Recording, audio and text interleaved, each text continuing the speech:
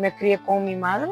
Mi manera de ver las cosas en esa época era como un poco de ingenuidad, desconcierto, porque no vivíamos de la manera en que se vive ahora, que hay mucho trabajo organizativo con las juventudes, ¿verdad? Vivíamos en una época de que todo se nos ocultaba, trataban de protegernos, o sea, todo lo de la guerra estaba pasando a nuestro alrededor y no sabíamos cómo dimensionar, cómo describirlo, ¿verdad? Solo oíamos a las personas adultas. Hubo un tiempo que vivimos en Apopa, donde mirábamos personas fallecidas. Íbamos cuando se dieron las masacres en Catedral, mi mamá nos llevó, yo tenía como 10 y mi hermana tenía como 7 años. Y lo que más me sorprendió fue ver un montón de niñas y niños, hijos e hijas de campesinos que estaban dentro de Catedral, ¿verdad? Porque habían sido masacradas en un mitin. Eso me llamó bastante la atención, me sorprendió mucho y creo que sentó las bases en mí para luchar por los derechos de las personas. Creo que allí fue donde me nace como esa raíz de querer ayudar.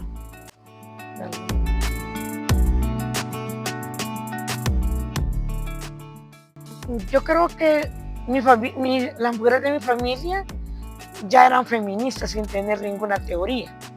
Yo siempre crecí en mi casa oyendo que tenía que ser independiente, que tenía que ser fuerte, no tenía que llorar, no tenía que trabajar, que no tenía que depender de ningún hombre. Lo oí de mi madre, de mi abuela, de mi bisabuela.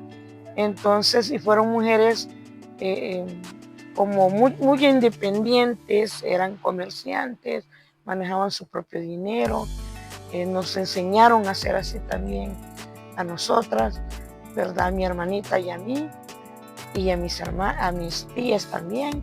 Entonces, creo que mi familia ha sido como de salir mucho adelante con las adversidades, de ser muy unidas. Pero yo no crecí como miraba que crecieron otras niñas, otras jóvenes, oyendo, mira, si tienes que aprender a hacer tus cosas para cuando te acompañes, cuando te cases. Nunca oí nada de eso. Y mis tíos también me decían, miren hija, ustedes trabajen para que no dependan de ningún hombre.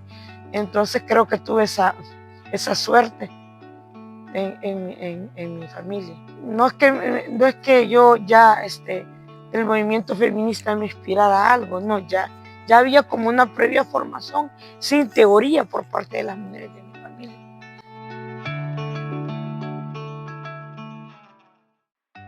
Una vez estuve en un conflicto cuando estaba embarazada porque fui madre muy joven. Mi madre me sacaba para la calle, yo me quedaba a veces con algunos hombres por necesidad que me dieran donde quedarme, qué comer.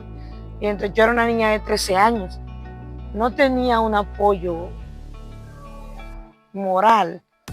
Y yo me hice como fuerte, como independiente, sin temor. Salí embarazada. Mi primera vez la tuve casi de 15 años, la siguiente casi de 17. Y ya durante ese embarazo me pasó una situación con la Guardia Nacional. Mi mamá en una de esas me echó para la calle y yo me fui buscando al padre de mi hija que vivía en Las Flores, allá por Tonacatepeque, y me fui caminando toda la carretera. Y les digo, no me daba miedo ni me da miedo, no conozco el miedo. Entonces me fui y no lo hallé y me regresé. Cuando ya me regresé, iba pasando por el Puente de las Cañas. Yo iba a cumplir como 17 años y me encontré a los muchachos ahí y me dijeron que para dónde iba y que me acostara boca abajo. Y yo con la panza, tenía como 8 meses, y yo como pude me acosté boca abajo. Cuando volteé a ver ya no lo vi y yo seguí caminando. Cuando iba pasando el Puente de las Cañas, me tiraron los soldados y me hirieron esquirlas, no me lograron dar, pero a mí se me olvidó que andaba panza y me tiré. Y empecé a pedir auxilio y me llegaron a traer, me llevaron. Y allí me tenían. Y me llevaban supuestamente a mi casa. Me preguntaron que qué andaba haciendo, y ya les expliqué yo que me habían agarrado los dolores. Que no sé qué. Y me subieron y ellos hablaron a la base, que llevaban una muchacha y todo. Y no me dejaron que me fueran, porque me iban a ir a mi casa, no me dejaron, sino que me metieron a la guardia. Estuve 8 días detenida.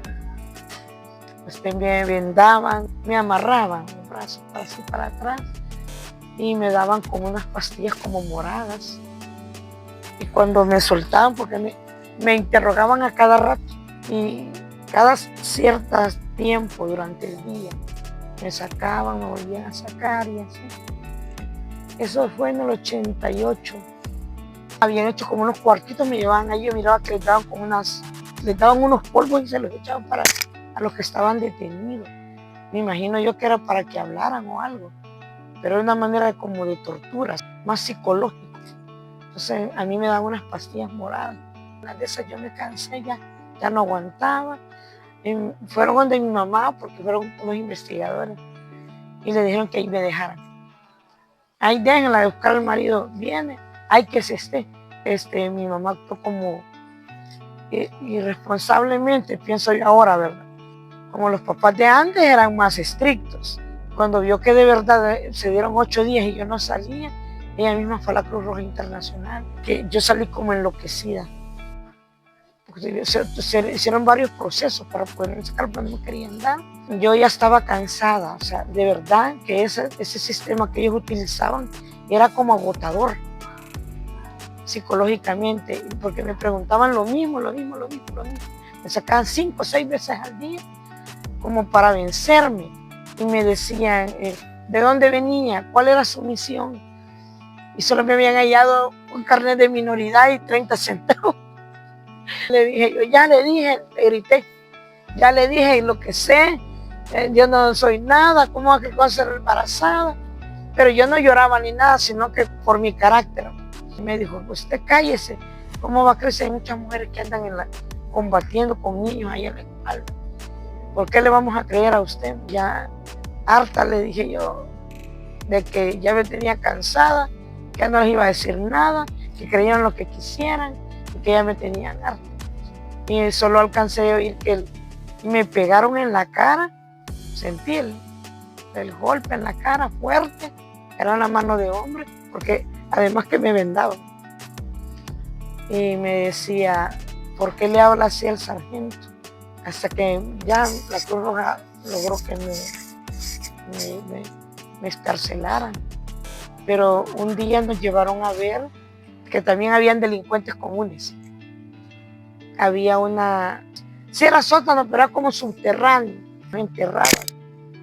Y se les dejaban la cabeza así, como método de tortura, ¿verdad? Pero eso me dejó marcada, o sea, yo luego me tuve que meter al trabajo sexual, porque bien jovencita, porque no tenía cómo darle a mis 2 niñas. Fue mi experiencia previa a meterme al feminismo. Yo viví en situación de calle, cabal en el contexto de la guerra, y miraba que a muchas compañeras trabajadoras sexuales llegaban los soldados a las cervecerías, las violaban, algunas las mataron, o sea, les hicieron cosas atroces. Yo miré muchas desapariciones, tengo compañeras que jamás las volví a ver, que los soldados abusaron de ellas y las desaparecieron. Pero de esas desapariciones no se habla. El movimiento de mujeres, el movimiento social no habla de esas otras desapariciones de mujeres, ¿verdad? ¿Dónde están esas mujeres que fueron víctimas de toda esa situación de la guerra, ¿no? ¿Verdad? Entonces, que si bien ahora estamos hablando de la lucha y de todo, pero ¿qué de esas mujeres que son invisibles, ¿verdad? Y entonces esas mujeres que son víctimas de la guerra nunca fueron nombradas. Y creo que hasta ahora lo estoy mencionando yo, que siento que esa parte no puede quedar oculta. Ni aún en el movimiento feminista no puede quedar oculto, porque somos mujeres, igual que cualquier otra mujer. La única diferencia es cómo generamos esos ingresos, ¿verdad? Y que no somos una cosa aparte de esa realidad.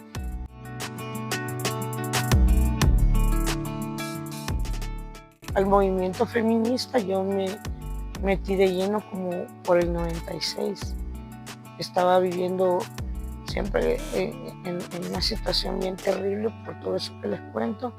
Cuando ya me metí yo empecé a ir a una ONG que se llama Flor de Piedra, que era el proyecto integral de mujeres, para mujeres que querían reinsertarse en la sociedad, ¿verdad? Porque siempre nos han dicho que nos reinsertemos. Me empezó a gustar porque ya traía esa semillita de la rebeldía, porque ya traía toda esa indignación. Y me empecé a ir a las marchas, me empecé a meter de lleno al movimiento de mujeres. Yo me fui metiendo de lleno. De hecho, ahí estoy, ¿verdad? Todavía. Ya traía eso que me gustaba. Y durante, he estado como defensora de derechos humanos, también he tenido problemas con la policía. Me han golpeado, me han querido llevar detenidas por defender los derechos de otras mujeres. He sido agredida, he sido amenazada de muerte por defender los derechos de otras mujeres. Yo pertenezco a la Organización de Trabajadoras Sexuales desde el 2004. Tenemos ya 20 años de existir, pero anteriormente había estado en Flor de Piedra. Y también he estado en otras expresiones o en otros movimientos, movimiento social, el movimiento feminista, el movimiento ambiental. O sea, siempre no me gusta que me vean como una persona que generó o genera los ingresos de cierta manera. Soy una pecadora, solo voy a hablar del condón. No, me siento como una mujer como cualquier otra, con las mismas dificultades o dobles dificultades, pero que me gusta luchar, que me gusta enseñar a otras compañeras a que luchen, y no solo a las trabajadoras sexuales, a las jóvenes, a mujeres de otros movimientos también, ¿verdad? Que están en condiciones diferentes, ¿verdad? O que tienen están en condiciones más desiguales, porque hay que decir que hay violencia contra la mujer, pero algunas la vivimos de otra manera o en condiciones más desiguales, aunque seamos todas mujeres.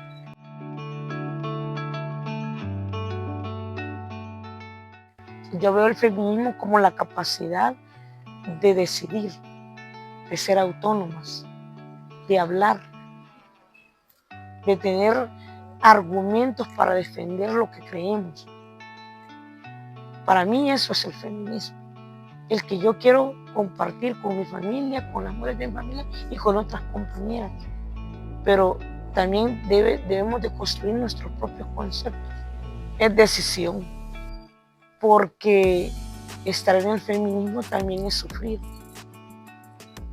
es luchar,